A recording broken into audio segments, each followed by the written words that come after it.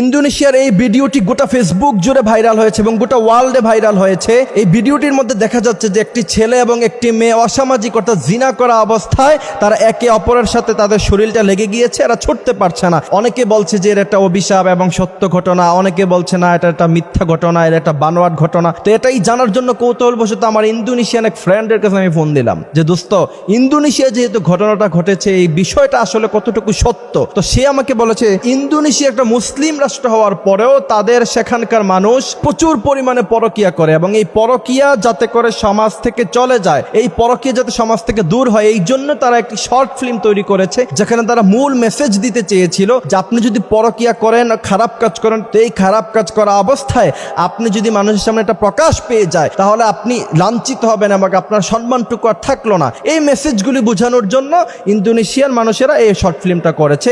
এটা মূলত একটা অভিনয় ছিল, এটা কোনো সত্য